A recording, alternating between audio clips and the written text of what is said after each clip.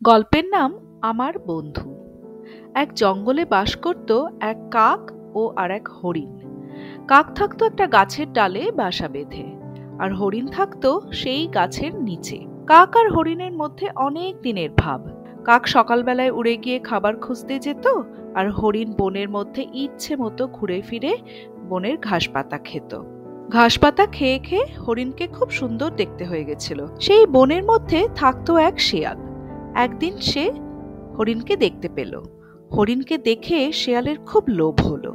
ভাবলো, একে দেখতে এত সুন্দর, এর মাংসও খুব সুন্দর হবে, নরম হবে এর মাংস, কিন্তু একে খেতে হবে। খাবো কেমন করে?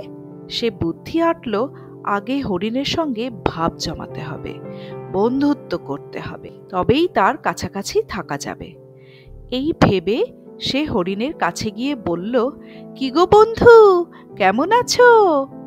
হরিণ বলল, কে তুমি ভাই? তোমায় তো চিনতে পারলাম না।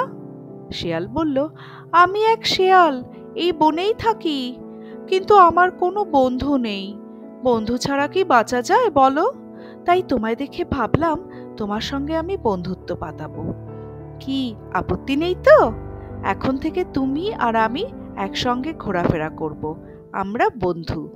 রাজি তো? হরিণ বলল, বেশ, তাই হবে। আমার আরও এক বন্ধু আছে, সে গাছে থাকে, তার সঙ্গে তোমার আলাপ করিয়ে দেব।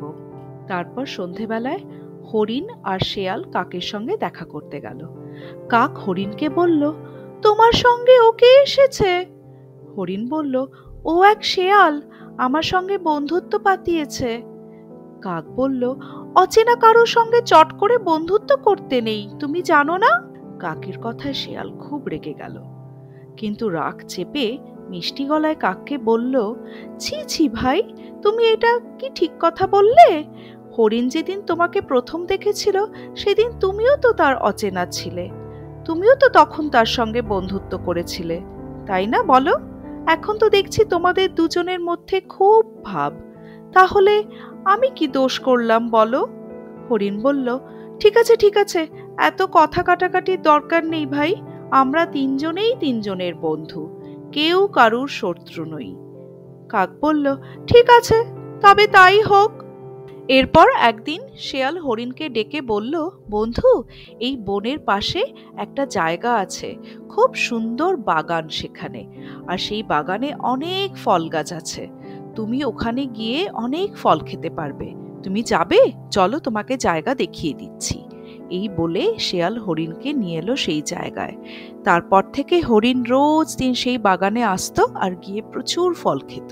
এই ব্যাপারটা একদিন সেই ফলের বাগানের মালিকের চোখে পড়ল। সে হরিণকে ধরার জন্যে একটা ফাঁদ পাতল। হরিণ সেই ফাঁদে ধরা পড়ল।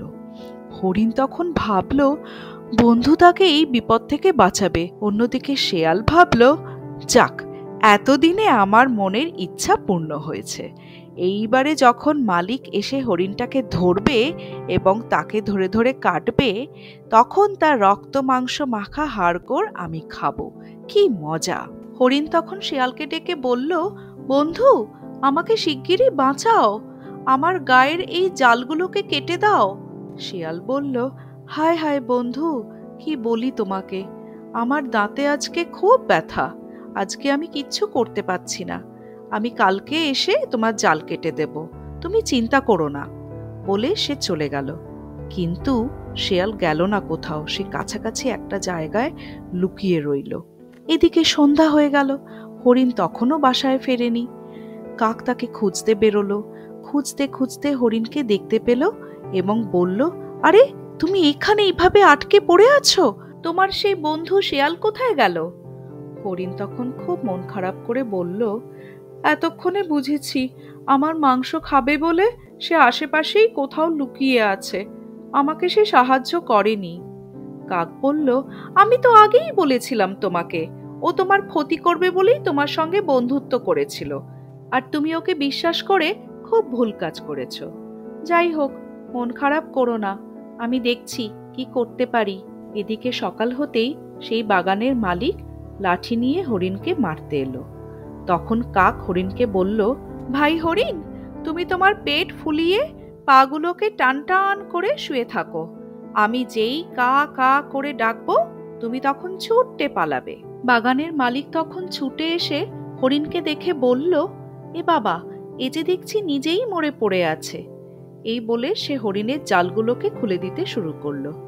এই সুযোগ বুঝে কাক তখন ডাকতে শুরু করলো। কাকের ডাক শুনে হরিণ লাফিয়ে উঠে ছুটে পালিয়ে গেল। এই দেখে বাগানের মালিক তখন তার হাতের লাঠিটাকে জোরে ছুড়ে দিল হরিণকে মারবার জন্য। আর এদিকে শেয়াল তো সব দেখছিল দূর থেকে বসে বসে। সে তখন হরিণের পেছন পেছন ছুটতে শুরু করলো। আর বাগানের মালিকের লাঠি এসে শেয়ালের মাথাতে পড়ল। দুষ্টু শেয়াল সেখানেই পড়ে গেল, আর হরিণকে খেতে পারল না।